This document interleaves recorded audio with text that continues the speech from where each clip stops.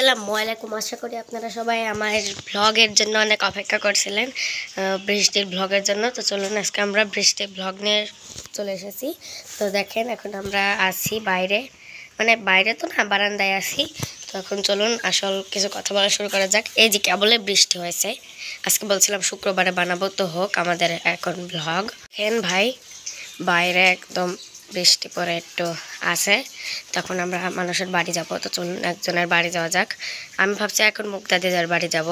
সবাই দেখেন আবার কিন্তু বৃষ্টি পড়ছে এখানে, কিন্তু আমি এখন অন্য মানুষের বাড়ি আছি। এখন আরেকজনের বাড়ি যেতে হবে মনে হচ্ছে, বৃষ্টিটা একটু কমুক। বৃষ্টির মধ্যে কিন্তু বাইরে চলে এসেছি, আরেকজনের বাড়ি যেতে হবে। চলুন যাওয়া যাক। এখানে কিন্তু আমরা আমাদের দাদু ভাইদের বাসায় চলে এসেছি।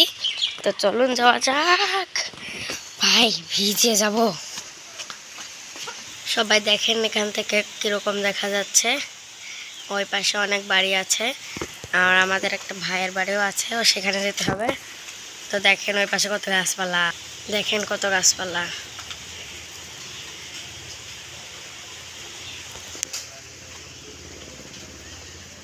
এই যে আশেপাশে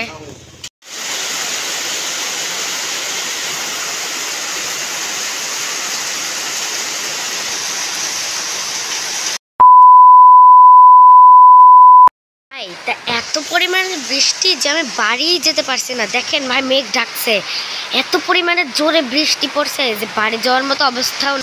এই পাশে দেখেন ভাই এত পরিমাণে মেঘের দিকে তাকান ভাই, কি পরিমাণে মেঘ, অনেক জোরে কিন্তু বৃষ্টি পড়ছে। এই সময় কিন্তু বাইরে থাকা যাবে না, তাড়াতাড়ি ভিতরে চলে যাই। অবশেষে বাড়ি যাচ্ছি আমরা। ওকে, বৃষ্টি অবশেষে একটু কমেছে, আবার ভাই বাড়ছে। এটা কি হচ্ছে?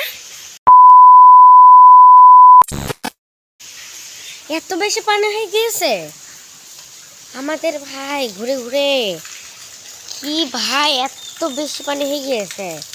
আমি তো হাঁসের দিকে ভয় পেয়ে গিয়েছি, ভাবলাম পুকুর হয়ে গেল না তো সামনে।